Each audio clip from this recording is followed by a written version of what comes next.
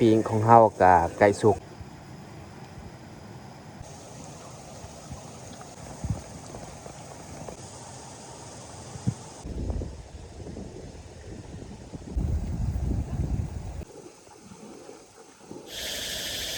กราบทักทายสบายดีเอฟซีเบิร์ดสุขุสุคนยินดีต้อนรับเข้าสู่ซองเบายูบสำหรับวันนี้ไอ้น้องเฮากระไดพากันลงไปหาปลาเพราะว่าอยู่บ้านกะน้องเย่งนี่ได้มายามบ่มีของกินสีเลี้ยงก็เลยได้พากันลงไปหาปลาโอเคแต่ทุกคนสามารถติดตามการออกหาปลาของเขาในวันนี้เขาลงมาวันนี้4 คนไอ้ยื่งนี่ไปไฮบ่ได้ลง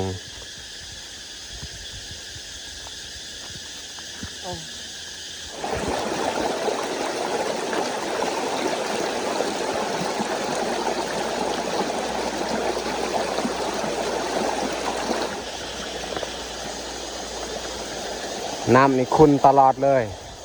เนื่องจากว่าอยู่เทิงหันมีบริษัทเวียดขุดคนบ่อค่ำนี่แหละน้ำก็เลยขุ่นตลอดนี่แหละเขาเริ่มหวานแต่นี่เลยสิให้น้องแยกนี่เป็นมือกองจังหน่อยบัดตอนเขาหวานแฮอาจจะบริทายรู้ได้หรือว่าแตกแตกมาแตกยังดงเลยมันจะตาบายจ้ะยังตาบายจะได้เลยตัดย่อม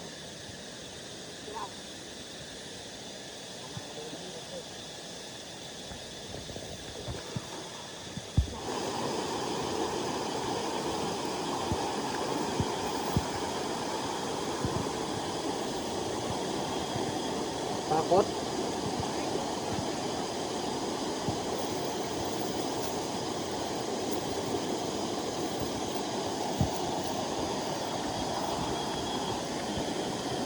อันนี้จากปลายังเจ้าเอิญนี่ปลาชนิดนี้นี่ใหญ่สุดแล้วสำนีนี่ปลานี่นี่ถ้าว่ามันได้อันนั้นบาดมือคือกันเลยทุกคน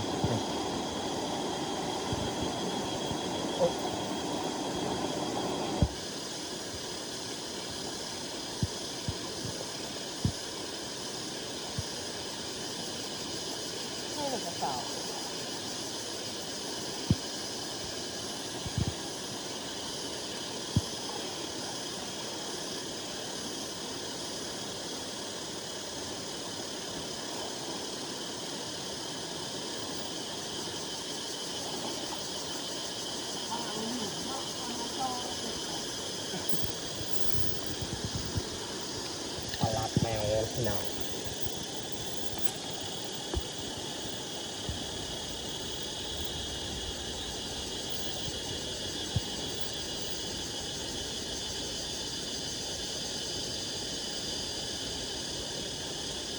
บาง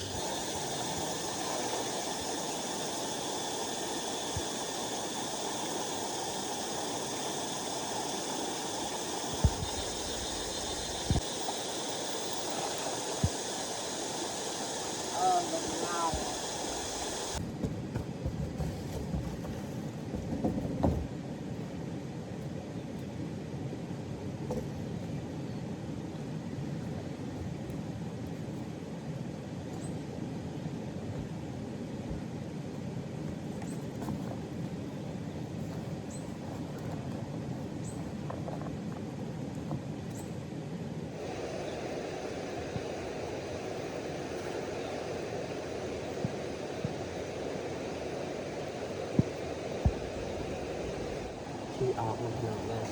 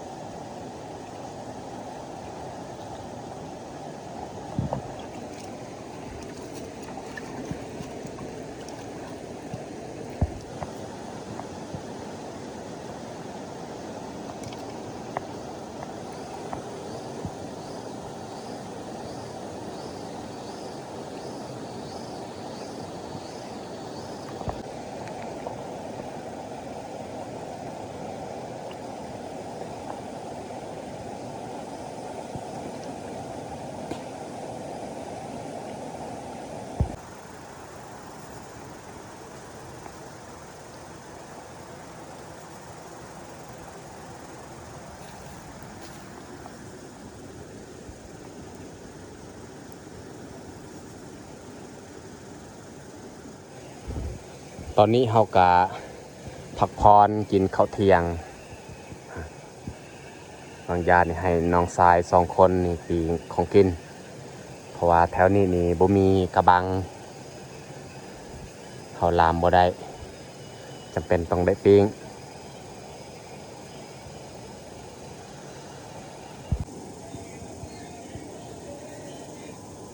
ปิ้งของเฮากะใกล้สุกแล้ว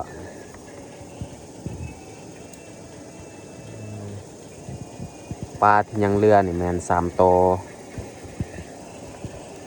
นี่ปลาลาดตัวหนึ่งอันนี้ก็จะแม่นปลาแก้มแดงแล้วก็ปลาเคียงปลาจัดนี่บ่มี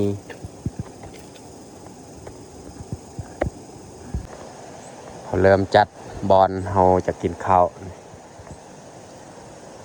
หลังจากเฮากินข้าวแล้วนี่เฮาไป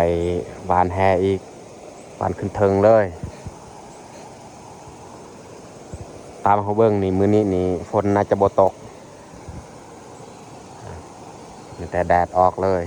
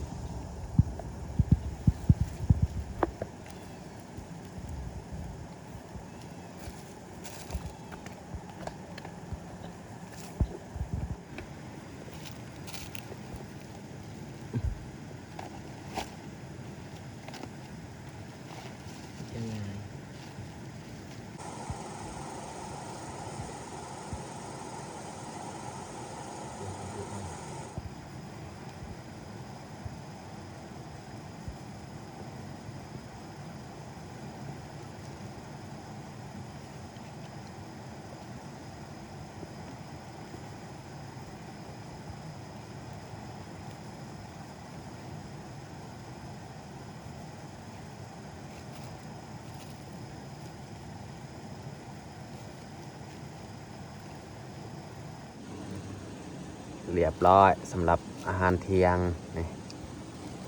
ปลานี่เฮาบิเรียบร้อยแจวข้าวเหนียวอันนี้ผักสิ่งนี้นี่หอมบ่ฮู้ว่าจักเขาเอิ้นอีหยังตัวนี้ผักอันนี้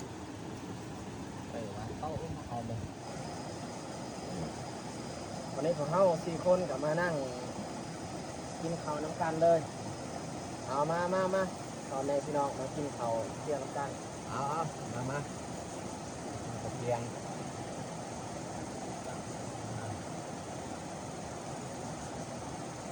เอาหาปลาแบบบ่ได้ตั้งใจเพราะว่ามื้อเช้าอันนี้เฮาก็คิดว่าสิออกตลาดไปซื้อไก่ซื้อปลาแต่ว่าบ่มีก็เลย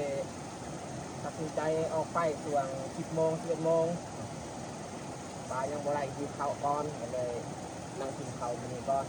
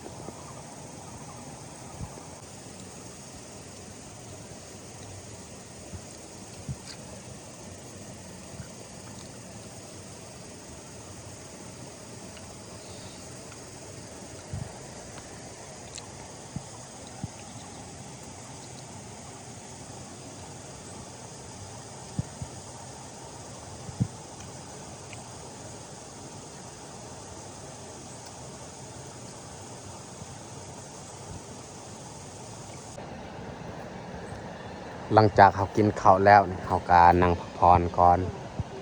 แล้วจึงคอยออกไปหว่านแหต่ออีก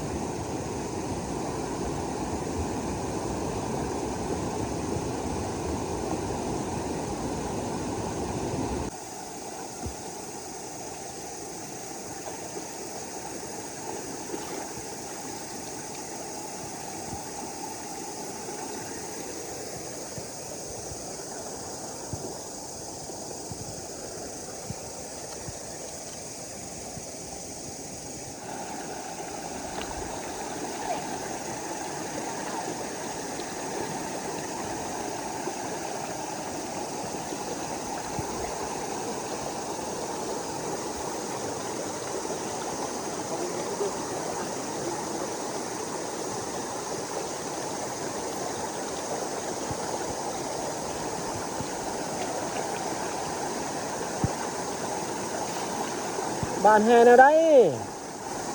มันบ่แตกซ้ำโอ้ยสิได้อยู่บ่ป่านี่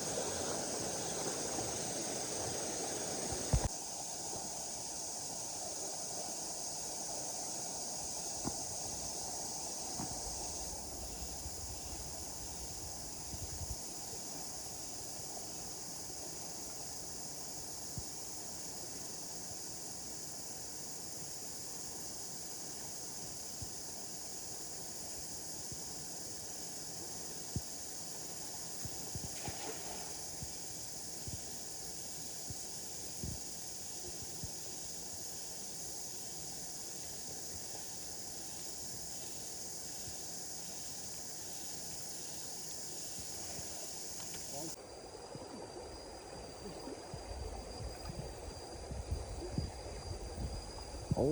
เบาหยุบได้แล้วปลาตัวใหญ่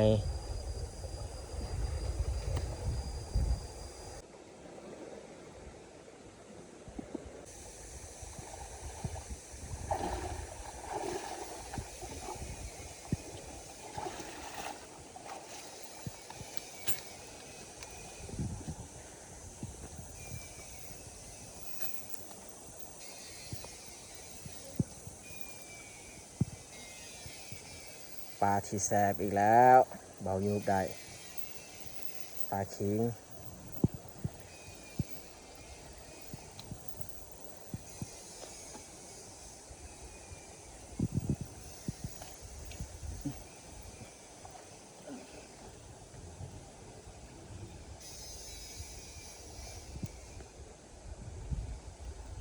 เนี่ยครับ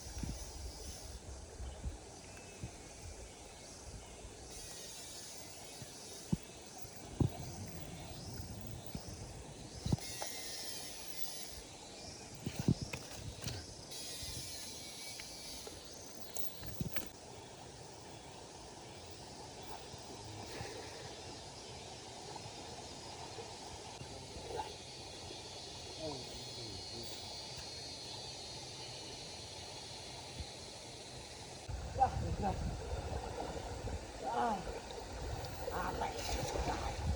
ไม่ยุ่งกาแฟเลยอยู่ไอ้ผมยุ่ง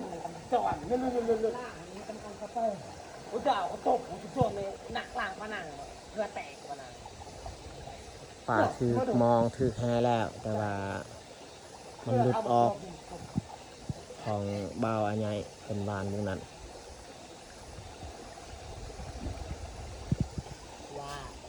ใช่ได้จักแต้มแหละโอ้ยบ่ได้แล้วนี่ จะบอกแต้มที่เราเอามา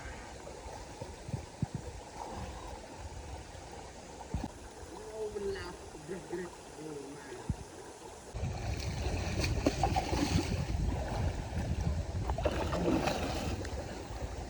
ด้จะเป็นกรอบไปได้จอบดีซับดีแล้ว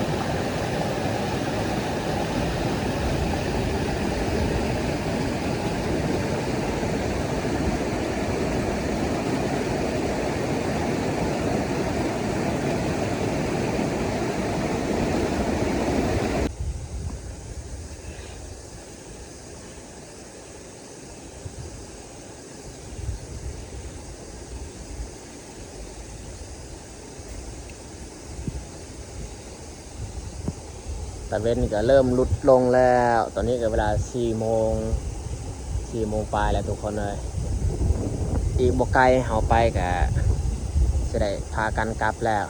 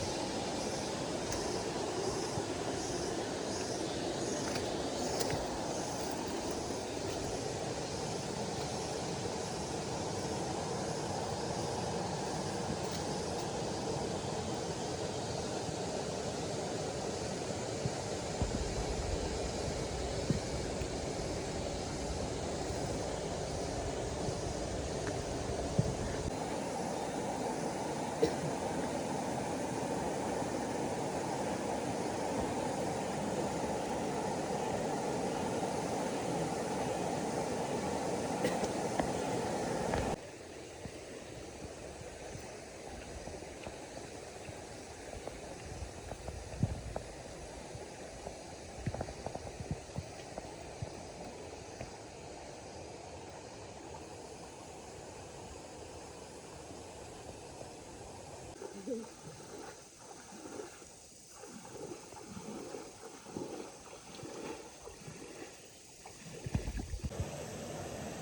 นนี้เขากามาแต่ไปวานแฮแล้วมันแต่เขาจะมาเบิ่งผลงานที่เขาได้ในคาบแรงนี่ผลงานที่เขาได้ในคาบแรง ใส่บอลเดียวเลยครับครู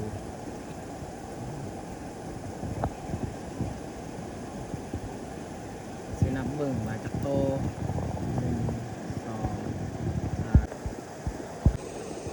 2 3 คืนนี้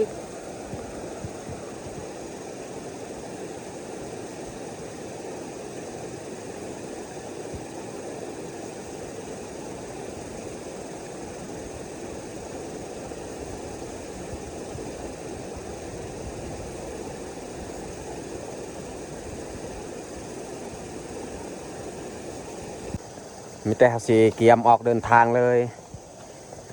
เพราะว่าตอนนี้ก็เวลา5 โมงแล้ว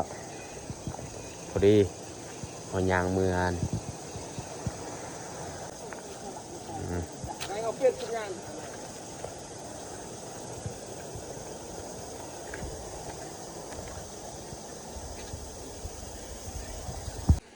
เขาย่างมือฮอดบอลที่เขานอนมือวันก่อน